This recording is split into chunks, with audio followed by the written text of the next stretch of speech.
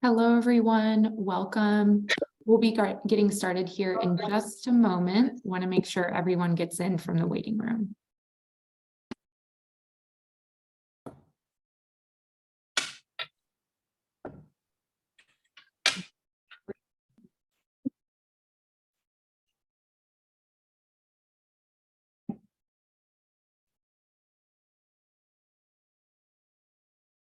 All right, I'm going to go ahead and get started. Welcome, everyone. Good morning, good afternoon, depending on where you are at today. My name is Lindsay Wilson. I am the graduate career coach at the University of Texas at Austin School of Information, and I'm going to be moderating today's panel talking about careers in academic librarianship. As a reminder, this panel is a part of the 2023 GLAM Career Jam, so we're very thankful y'all are here today, interested in participating in GLAM and hearing from our panelists today.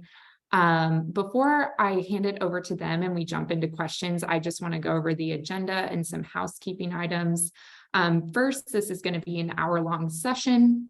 We're going to take about 15 minutes, maybe hopefully a little bit less. I'll be quick at talking to go through introductions and introduce our panelists. Then we'll have about 30 to 35 minutes for the actual panel portion. And then in the last 10 to 15 minutes, I'm going to turn it over to you, the audience, to ask questions to our panelists.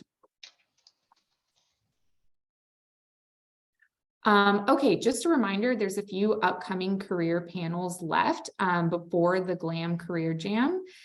The next one is going to be Tuesday, February 14th. We're going to be talking about law librarianship. And the last one's going to be next Friday, February 17th, talking about careers and archives. So once again, these will take place at 12 p.m. Central through Zoom. So definitely register for those if you are interested. Just some webinar housekeeping. We do request that while our panelists are speaking, you go ahead and stay muted. We do invite you to turn on your video if you feel comfortable, but no problem if not. And then to ask questions to our panelists, just please put those in the chat. I will be moderating the chat and make sure that I'll get to as many of y'all's questions as we can today. Okay. Now I want to introduce our panelists. We have four wonderful people here with us today to share their tips and strategies for entering into academic librarianship. First, I have Tarita, and I apologize if I mispronounce your last name, Anatashe. She is the Director of Inclusion and Talent Management at Library Human Resources at North Carolina State University. Then we have Meryl Brodsky, Liaison Librarian for Communication and Information, one of my colleagues at the University of Texas at Austin, University of Texas Libraries. We have Pam Hackbart Dean, Head of Special Collections and University Archives at the University of Illinois Chicago Library.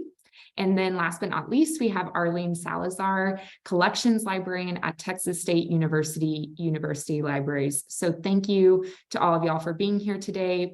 Attendees, we really appreciate y'all joining us today. Now I'm going to stop talking and I'm going to hand it over to our panelists to introduce themselves a little bit more. And Tarita, I will start with you. All right. Thanks a lot, Lindsay, and thanks everyone for being here. I'm really happy to see the numbers that we have here today. So again, my name is Tarita Anantashai. I use she, her pronouns, and I'm the Director of Inclusion and Talent Management at NC State University Libraries. The way I often talk about my role with folks are in terms of three main areas that make up my portfolio. And so I serve as a search manager and oversee the recruiting and hiring process for our library faculty and staff. Particularly from an inclusion lens. I also help to lead a number of EDI or equity, diversity, and inclusion efforts alongside a team of other folks who specifically have it in their titles also, just like me, though there's certainly plenty of folks within our libraries who are very much committed and embedded in that work as well. And I also coordinate our Library Fellows program, which is a post-MLS entry-level professional librarian position intended for recent library graduates to gain experience in a couple of core areas within our libraries over the course of 3 years. And so that's a really quick summary of the role that I have right now. Prior to my current position, I worked for a little over 10 years, mostly within the public services side of librarianship, so in reference, instruction, and outreach in particular. And then advance into various roles within that sort of sphere before taking on my current role here at NC State. So yeah, that's what I'll say about myself. Thank you, Tarita. Meryl, I'll hand it over to you next. Thanks. My name is Meryl Brodsky, and my pronouns are she, her. I'm currently the Communication and Information School Liaison at UT Austin campus.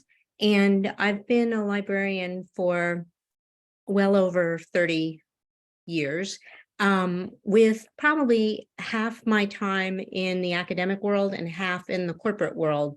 I also have an MBA, and so I've worked at consulting firms and accounting firms and even some engineering firms with market research, with R&D.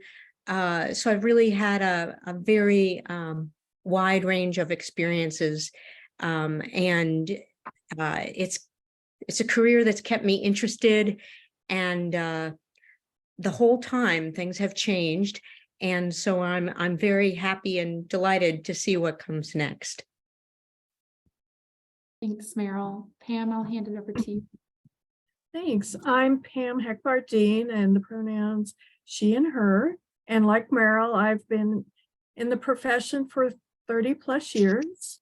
I started when I was 12, so, very young.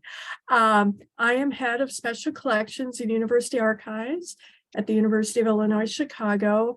And prior to my time at UIC, I worked at Southern Illinois University in Carbondale, Georgia State University, and the University of Georgia. So I've been most of my career in academic libraries, starting off in a project archivist role, setting up an archives, to more technical services, processing and cataloging, creating metadata with some public services, and have grown into archival management roles for my last two positions.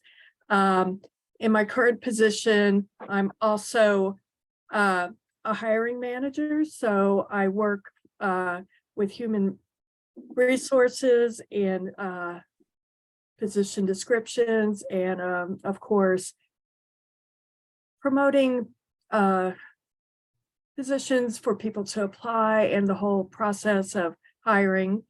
Also am working with internships, usually with Dominican and University of Wisconsin, Milwaukee, and UIUC. So I'm hoping, it's been a great, like Meryl, it's been an interesting ride over the last 30 plus years, and it's always learning, which I really enjoy it, and it doesn't get stale. So thank you. Thanks, Pam. Arlene? Hi, I'm Arlene Salazar. I'm at Texas State University Libraries, specifically the ALCAC library on the main campus.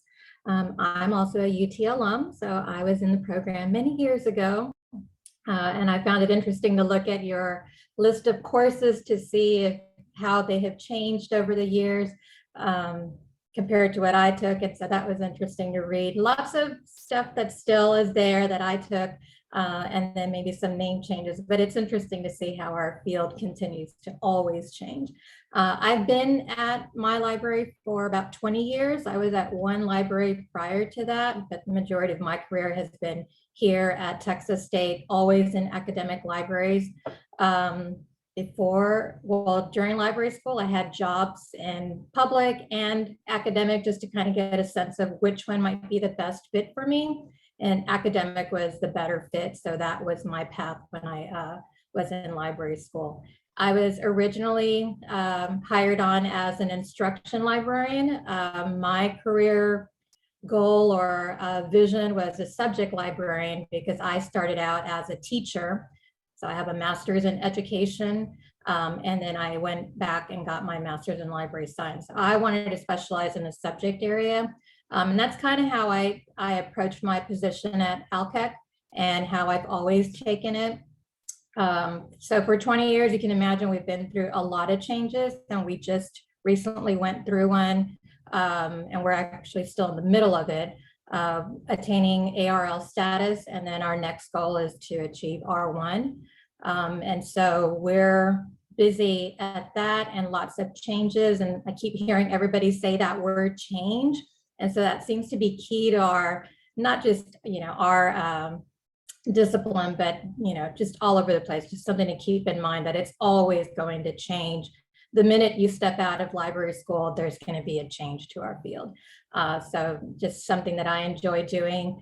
My title, as you noticed, is collections librarian. So I'm no longer the title of instruction and I don't know what it was, outreach and engagement and reference, whatever that was.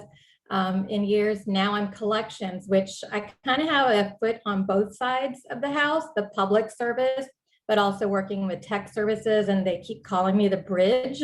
I need to get a little badge that says that now, because I kind of communicate with both sides, trying to balance what one side needs to alongside what the other one finds useful. So again, lots of changes. Just wanted to explain my title and how that is maybe like half of what I actually do. So great to be here. Thank you, Arlene. Mhm. All right, so just a reminder for attendees today, and in case you just came in, if you have questions for our panelists, we will allow time at the end. You can put your questions in the chat at any point, and I will keep track of those and make sure to ask them at the end. But for now, I'm going to go ahead and get started with a few of our questions. Starting with you, Pam, what is the most challenging thing about your current position, and what strategies have you done to help you tackle those challenges? I would say one of the biggest challenges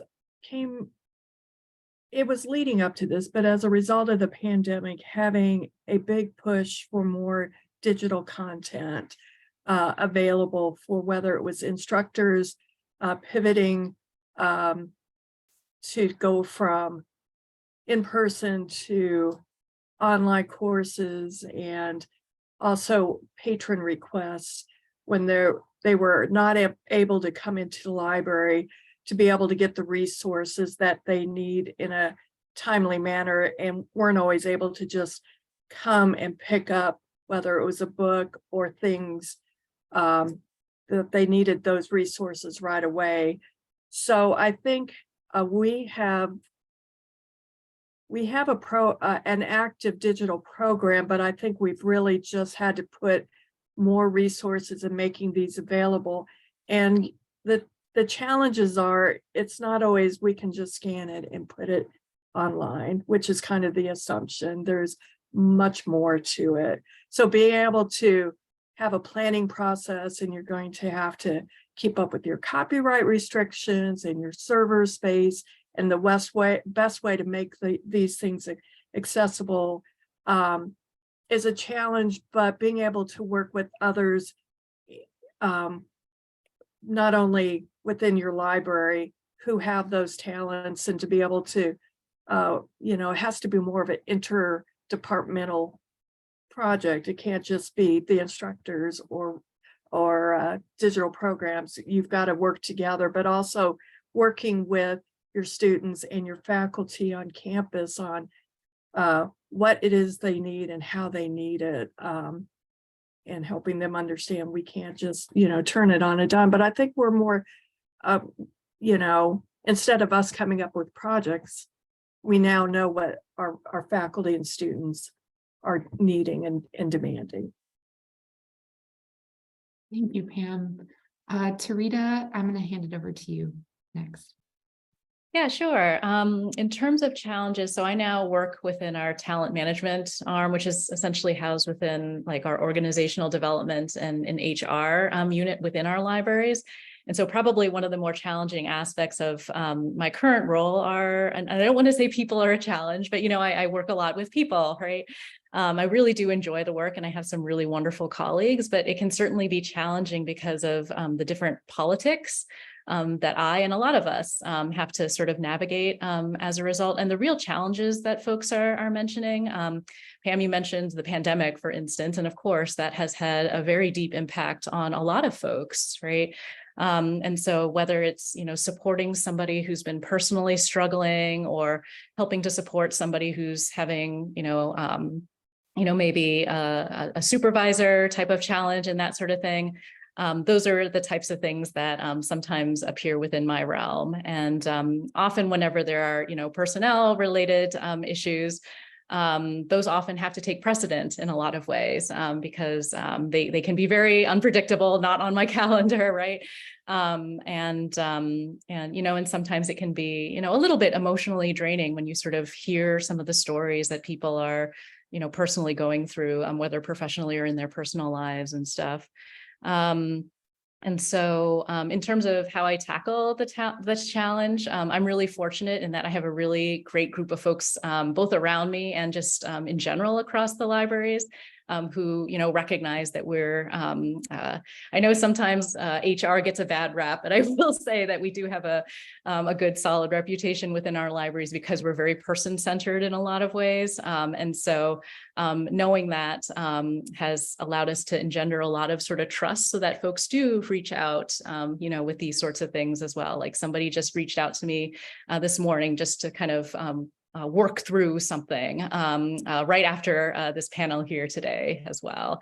But I also have my other sort of sounding boards and communities outside of the libraries that allow me to have a release valve, including folks within the library field, but just not, you know, here locally and stuff. And so that's really helpful for me so that I don't also suffer from tunnel vision, right? And think that there's only one solution to a particular challenge or what have you. And so I can also check myself on my own sort of biases and what have you that might be informing my own sort of approach or thought on a situation. So yeah, that's what I'll offer for that. Thanks, Tarita. That's great. Arlene?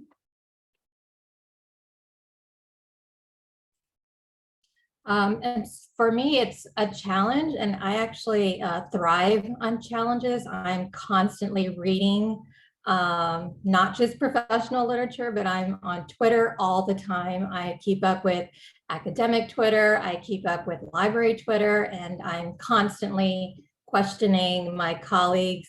I find mentors in my own workplace out on social media and just kind of constantly going back and forth with different people to get different ideas.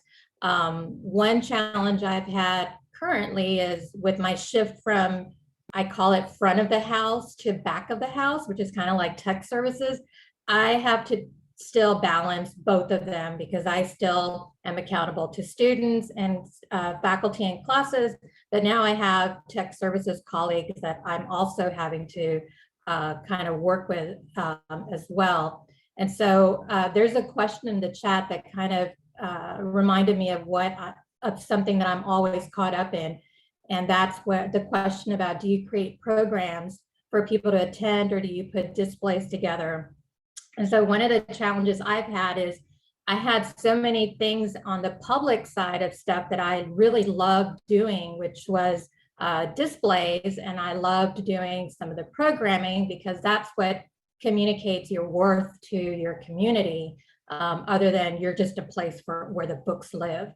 And so I still am able to do that. It may not be at the level that I was doing it before, but having to communicate that to my new boss in the back is because I'm collections librarian, we need to put that information, those resources out there so that students, faculty, staff can see our worth. And that's always what we're trying to communicate, is make sure that you remain relevant and people always see your value in the community. And it's not just for academic purposes, you're also important for staff. And so staff on campus need to value you as the center of the community as well. So I vary my displays and programs that I work with to not just be academic, like strict academic, but also in terms of putting a display together of children's books, because we have moms that are not just faculty, but they're dealing with reading programs. And so they need to find books in our library for that. So right now, to me, the most challenging is balancing two sides, which is actually pretty fun for me. So I've actually taken to my change in my position really well. Thanks, Arlene. That sounds really interesting, and just juggling all of that and different perspectives. That sounds really interesting. Thank you. Meryl?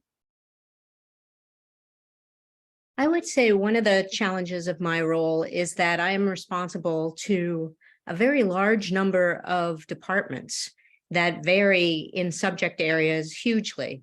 And so it's not uncommon for me to not know a lot about a class that I'm supposed to be teaching.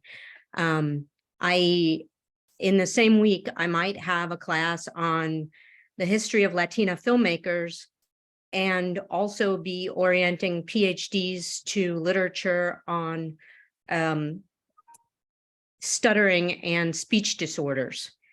So these are very different areas, and I have some expertise in searching and understanding information sources, but I need to educate myself in order to conduct these classes effectively.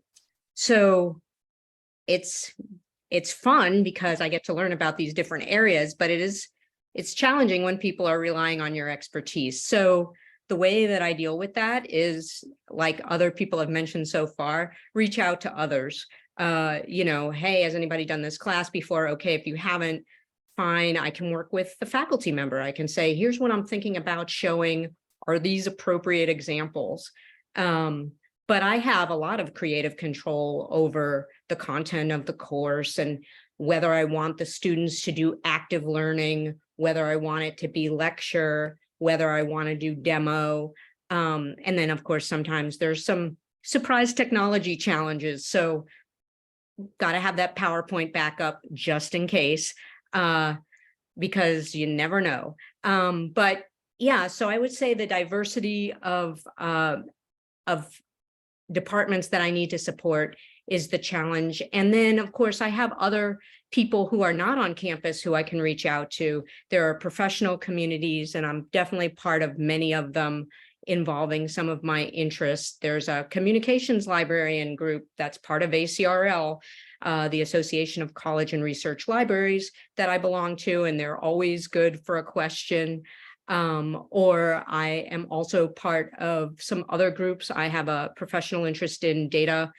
And so I'm part of some data groups. So if I'm teaching a class on that, I can also reach out there. Awesome. Thank you, Meryl. Okay, Tarita, I'm going to start with you on this next question. What is a good way to talk about special interests or passions that a student or a new applicant feels like they don't have for the job experience or coursework connected to that job? Yeah, and this is a great question, and one I know I was thinking about when I was first going into libraries, because I'd had a career, in something other than libraries beforehand, right? And so I didn't have a lot of hardcore library experience. So I think on one hand, it's really good to talk about transferable skills, right? So if you haven't had specific experience doing reference or providing research consultations, you could still talk about, a customer service or similar experience where you really meaningfully help someone to achieve a goal. If you haven't had experience teaching, you could talk about how you've created, training materials for a project and how you delivered it in a way that spoke to a certain audience, that sort of thing as well. But I think it also helps to specifically demonstrate that you also have that interest rather than just saying that you do, right? So if you haven't had, coursework or hard, experience working within a particular area, demonstrating that you've, done your homework on it a little bit, you've read about it, attended, webinars or workshops, you understand kind of what the hot button topics are around data science or whatever it is, right? And that might help to, and also how you might see that how you might envision yourself sort of building upon it further, right? Because I think that would help to demonstrate not only are you not just absorbing and regurgitating information, but really drawing upon that scholarship and eager to help, whatever library you're interviewing for or whatever, to advance in those particular areas, right? Because I think people want to see that you have, skills and interests, but also that you have potential, right? And that you can demonstrate that informed interest to a particular topic through that, through basically everything that I mentioned before. But before I ramble any further, I'll let others chime in. Thanks, Tarita. That's a great point. Demonstrating, not just explaining. That's a great point. Arlene, I'll hand it over to you next. Well, this is something that I've always kind of struggled with, is because I have so many different interests. I'm not just a teacher. One of my favorite classes in library school was cataloging, but back then you had to choose whether you're going to do public or technical. And so I had to make that choice, even though I did like the cataloging side of it. I think it's on your courses, it's called metadata, that it's kind of that path. And so I think since I started at Texas State, I've always been right there with cataloging staff asking, why does it have to be like this? They're not going to find it if it's like that. And so I've always tried to push, like, can I do some cataloging? And so there was always that resistance, like, no, because it's not part of your job. And you can't do that unless you do that on your own time. So what I figured out how to do is, so that I could do some cataloging, is I had to show why it would help my job, why it would help me serve my community better. And so I actually got my foot into cataloging because there were so many requests that I had that made sense to enhance our cataloging, that cataloging just kind of finally almost gave up and said, let's just give her access and let her do it.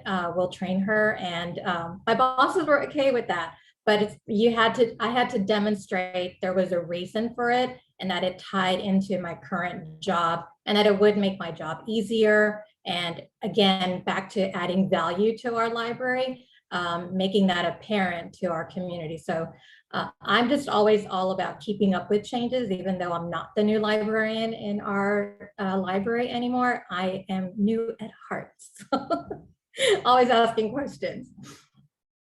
Thanks, Arlene. Meryl, I'll go to you next.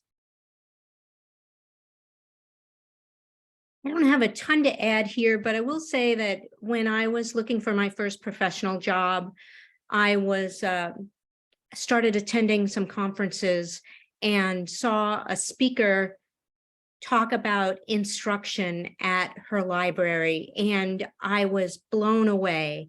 And I was determined that I was going to get a job with that speaker and learn from her. I mean, I was super motivated. So she was the instruction head at Uris Library at Cornell University, which is in upstate New York. And I couldn't get a job in her library, but I got a job at Cornell in the library. And she retired like a week after I got there. But they had a very strong culture of instruction there, and there were many great librarians to learn from. So, because I was so excited about it, when I talked about it in my interview, people could see, like, she wants to do this. And, and I talked about the examples that she used in her talk. And so I think that when you really are interested, if you can communicate that energy and excitement, and again, how you plan to use your the experience you plan to gain, the knowledge you plan to gain to contribute to your university setting, that's really, I think, sufficient. That's great. Yeah, I think communicating that energy can be so powerful in an interview space. That's a great point, Meryl. Pam? Oh, well, I will just add that if by demonstrating your passion and how other things you've done could build on that, and and working on it. One way, when especially at the beginning and you're interviewing or writing that letter, if you can demonstrate, even though you may not have the work experience or coursework, how your work will tie into student success, or that, especially in an academic library, that's what we're all about. So just being able to use the skills that you have, experiences, your goals of how you want to maybe get more of that knowledge and experience and how you're going to get there. Just make sure that you're tying it in to the work of that university, and especially the students and faculty, but more the students. That's why we're here. Thanks, Pam. All right, moving on to the next question. Arlene, I'll start with you on this one. What new skills for academic librarianship are being required or expected of new hires that you either see at Texas State or just hear about at other libraries? Actually, we are right in the middle of tying our changes over to some of these new trends, some of these new services and skill sets. If you just kind of sit on the sideline and watch some of the new departments and teams that are coming out of my library, you can see that we're tying these new teams and positions that are coming out slowly into things like data. We have a whole team that's based on research services, and by that they're specifically aiming at helping faculty and students too, graduate especially, with data management. So that's a huge one that not all of us are quite up there yet with that skill set. And so we're hiring people that are coming in with that skill set, and then they're having to train us so that we can at least have a baseline knowledge, because this is also tied to our change from the traditional subject librarian, where we were mostly public side, over to a functional model where people like me have a foot in back of the house and also front of the house. And so we don't have the time or even the space in our heads to be able to be a specialist in lots of these new areas that are coming out. There's copyright, there's open access, open pedagogy, instructional design, data. Those are 5. I won't name any more. But again, we're hiring people that are coming in with these as that is their specialization. And so those of us who at least have the aptitude to learn it and do it well, it may not be our specialization, but we're learning from them. We're learning from those teams, and we can at least field those questions when they come in. And then if it kind of gets above us, we at least have somebody to hand it off to. So those are kind of the 5 that I see just where I'm at. Others might have some others that I didn't think about, but that's my take on it. Thanks, Arlene. Pam, I'll hand it over to you. One thing that I have noticed is project management skills. A lot of us come in and will be either part of a team or even on your own, but you're going to be working on multiple projects, and of course you'll need to be adaptable, but just having the basic project management skills is really something that's really going to help you move on, be a strong librarian in your future. And whether you've taken a class, and I've seen this in jobs too, but whether you've taken a class or a workshop, it's just a good way to start preparing yourself and document what you've done, what's worked, what doesn't work. And not only will it help you and your institution be successful because you've got a plan and you've documented it, and you learn along the way. It will also help if you have to go back and figure out what was done a couple years ago or 10 years ago to understand what the thought process was. And it's a great skill, but the opportunity is going to help you be a stronger candidate if you have that in your portfolio. Awesome. Thank you, Pam. Tarita, I'll hand it over to you. Yeah, just to add what other folks have mentioned, on some level, a lot of it will kind of depend on the specific job and institution, because there might be very sort of localized needs that are unique to a particular institution. Like at ours, we're going to be seeing an expansion of like our engineering programs, our data science programs, and that sort of thing.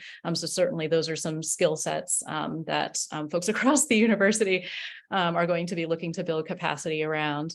The other thing that I'll mention, and I don't know at what point in your library school careers all of you are right now, but I've always recommended that even if you're just starting to start looking at those job ads now, start seeing the types of positions and the types of trends that you're starting to see in there. So you'll start to see things like the data science, OERs, things around student affordability. There's plenty of other sort of like, I hate to call them trends, but essentially through that as well. And kind of similarly, I don't want to call this a new skill per se, but I think that there's been an increased emphasis around accessibility, whether in our services and our space planning, in remediating documents, creating accessible websites and other sort of digital environments, and on that sort of inclusion front more broadly, and bringing that sort of EDI lens to wherever you're working within the libraries, whether by engaging, I think it was mentioned earlier, like critical pedagogy and what have you, reparative archival description. There's a lot of different intersections there. So again, I don't think this is a new skill per se, but I'm starting to see more and more folks are paying more attention to these really, really essential areas. Great point. Thank you, Tarita. Meryl, anything you want to add there? I'm sorry I had to step out for a moment, but so I might have missed something, but I think, one of the things that's happening is that I can speak from a historical perspective a little bit, which won't be potentially as interesting to all of you since you're in this moment now. But in the old days, we had subject specialists and you sort of were more passive, right? Like you were at the reference desk and somebody had a question and they came up to the desk and you talked to them. That model is long gone. I mean, we are more proactive. We are more involved in the research process. We're not going to show somebody how to use a database. We're going to give them a strategy to use when they are facing online research, right? So it's not like transactional, like we're not giving you an answer. We're trying to teach more skills-based kinds of things. And so I think that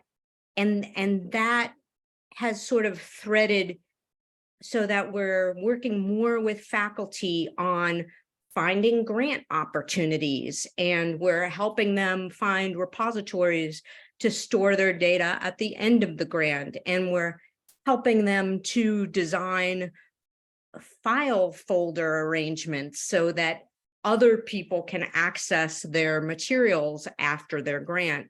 So there's a whole bunch of things that we're doing now in the research process that used to be the realm of researchers that librarians are now sort of getting inserted into. And it is something that we might not have that much experience with, right? Because you don't need to get a doctorate to be a librarian. You have a master's degree, and in some cases, you don't even have to take a methods course. So, if you can, you should consider such a thing if you want to go into that more public-oriented side of academic work.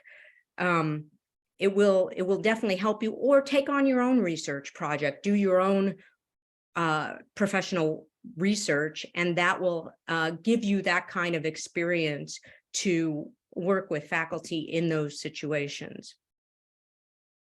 Absolutely. Thank you, Meryl. Okay, I think we have time for one more prepared question, and then I'll turn it over to the attendee questions, which I see y'all's questions coming in the chat. Thank you so much. Okay, I'm going to start, Pam, with you on this one. How do applicants show their commitment or knowledge to diversity, equity, and inclusion initiatives, either in the application process or in the interview process, or even once they have the job.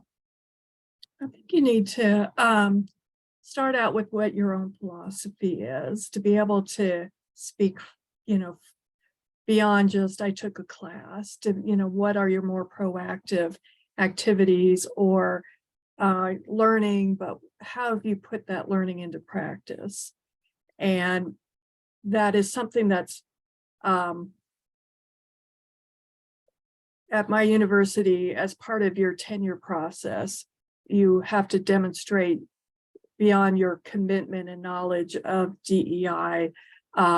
We'll ask you, when you apply in your cover letter and during the interview process of more of the practice and relationships that are around these core values within our library community. I'm not sure I'm really answering that very well, so I will pass it on. Thank you, Pam. No, that was great. Thank you. Tarita, I'll go to you next. Yeah, I can actually build off of what Pam has said there. I think I would first and foremost really pause and do some really deep personal self-reflection and self-assessment, right? Because we absolutely know that folks are coming into this domain from across the whole cultural competency continuum, so to speak, which is very much okay. But I think, taking that moment to really sort of be honest with yourself and where you are, what you have done or haven't done, and also where you have to grow, because we all do, right? And so, again, kind of building off of what Pam was saying earlier, like really sort of doing that initial reflection. So quickly people, jump over into sort of demonstrating it, but really like looking at yourself first, I think is important. And then thinking about how is it that you are embedding it into the way that you approach your work, hopefully, right? And if not, then you really should be sort of thinking about it, and it's not just about saying, you created a Black History Month book display or that you've taken a workshop, right? But really thinking about how you approached that whole process to ensure equity and what have you. So, for instance, is it in how you sort of design or would design a workshop taking that bears into mind concepts around, like critical pedagogy, universal design, that sort of things, or even just how is it that you have noticed barriers, right, in the work that you're doing or around you and what have you, and what is it that you've done to help either recognize that and then hopefully maybe work to help advocate for change. Right. So for me, I really like to hear that somebody has really thought about these topics. Again, that deep self-reflection, thinking about their own positionalities and how that relates to how this work relates to what they do and who they are.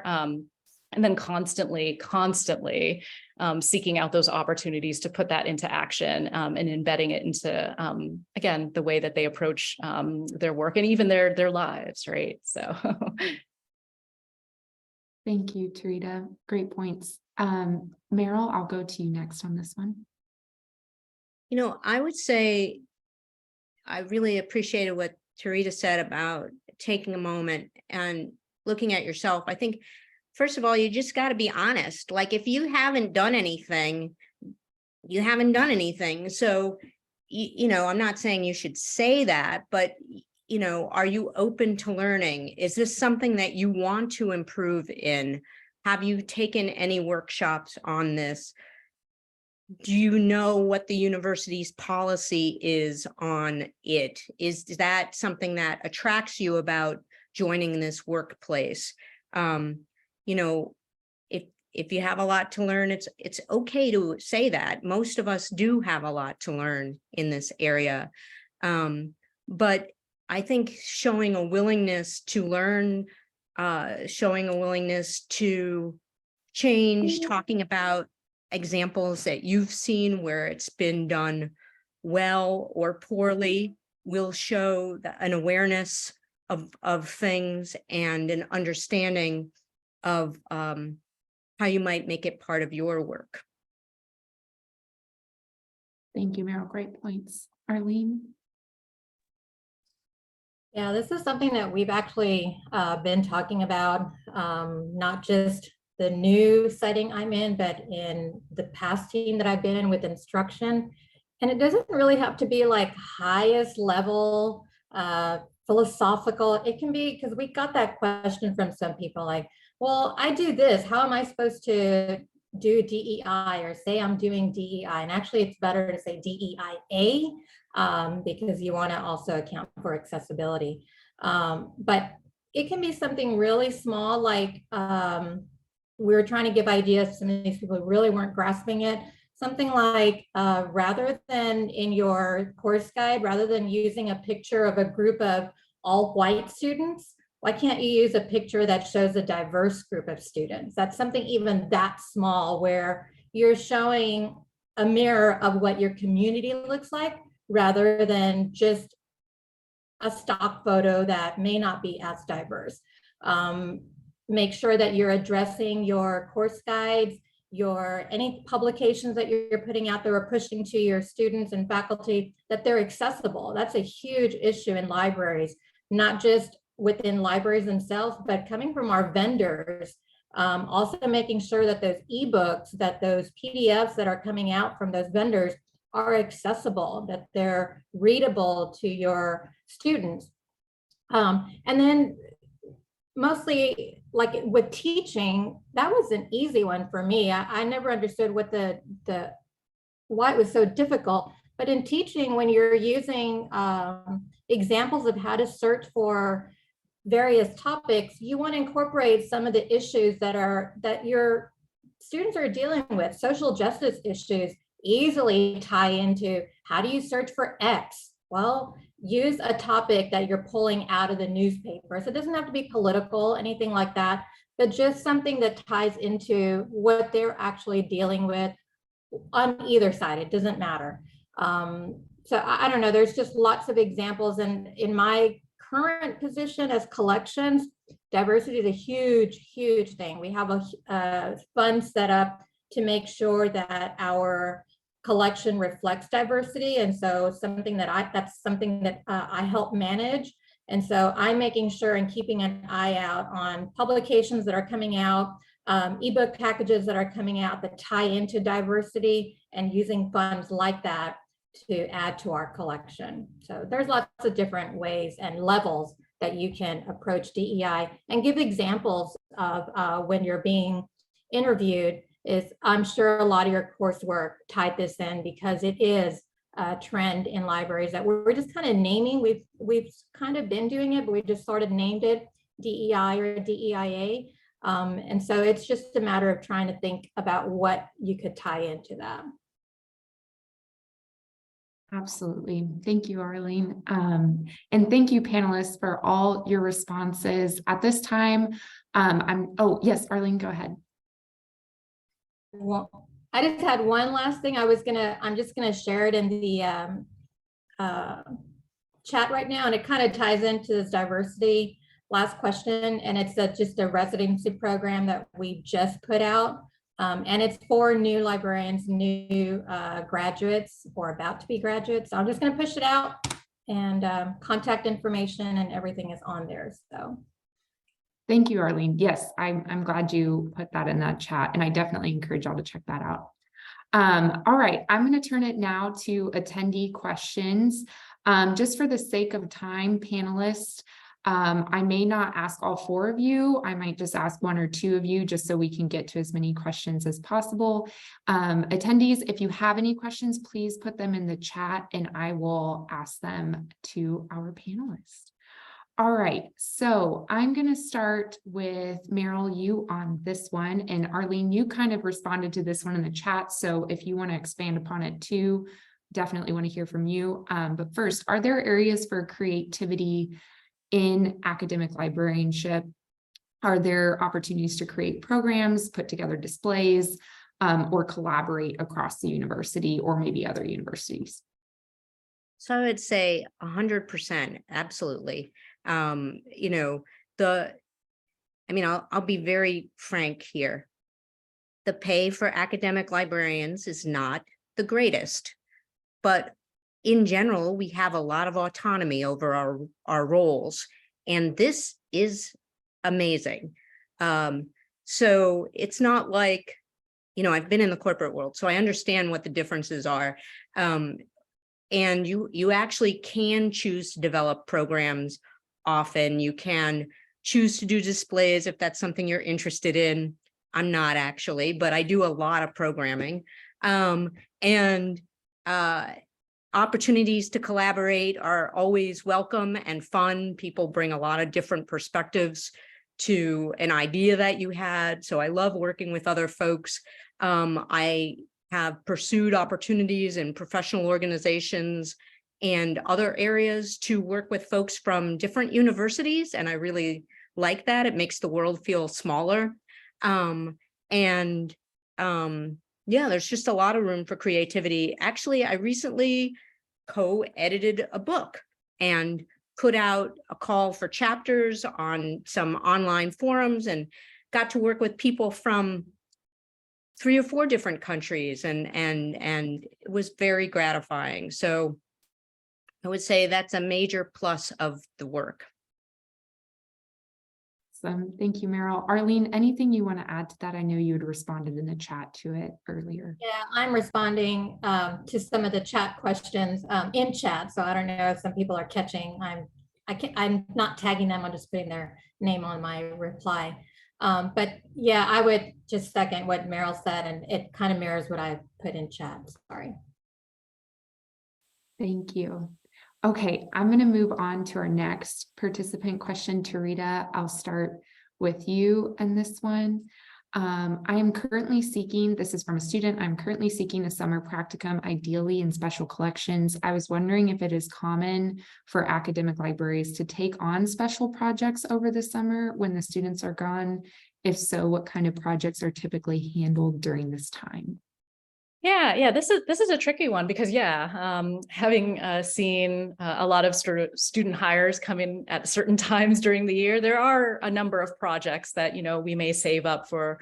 I don't want to say the less busy time, but a different type of flow, right, during the summer. So there are certainly those opportunities there. Often I feel when there are student employment opportunities, it'll be, look out in the summer for the fall, right, close to the end of the fall for the spring semester, and then spring semester for the summer. In terms of practicums, though, and that sort of experience, that can also be a little bit tricky and depend on the particular institution. I know at my former institution, our special collections did have a couple that they were able to offer, but other areas, well, did they? Yeah. But other areas weren't necessarily able to. There were sometimes other issues around funding, union sort of things, but also I think a lot of libraries are trying to be careful, or they should be really careful about the free labor aspects of that, right? In terms of internships, I know that was one reason we've, at another institution, we've tried to avoid providing opportunities for that because of that very extractive nature. So, and there may be other policies that are in place within the institution itself, right, that may affect a library's ability to be able to offer different types of opportunities. So that's a little that I'll comment on there. Thanks, Tarita. Meryl, Arlene, or Pam, if y'all want to jump in on this one and have any advice for searching for practicums or know of any opportunities or projects, I'll just hand it over to you. I would say one thing that we do not offer practicums or internships unless we can fund them.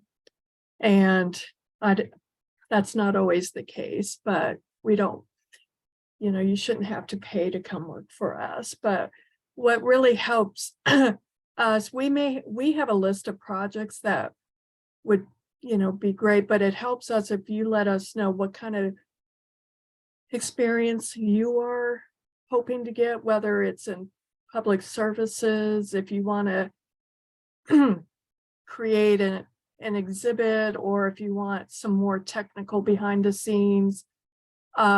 We can tailor that for you, since we usually have several things. We just want to be able to match you to what the skills you need. So kind of think of what kind of experiences that you're hoping to gain that will help. I'm not sure if I know of a, I know in Chicago we have the Chicago area archivists that actually post internships on their website. So you might be able to look at more of the graduate programs to see, what internships are out there, but you can always contact if there's one close to you to see if they have any options available, because we're willing to work with you. We want to help you get the experience. We just need you to know what you're looking for. Thanks, Pam. Meryl, go ahead. Yeah, I would just say quickly, come in and talk to us. I mean, it's not, if you just are like, yeah, I don't know what I want to do, that's not going to sell it.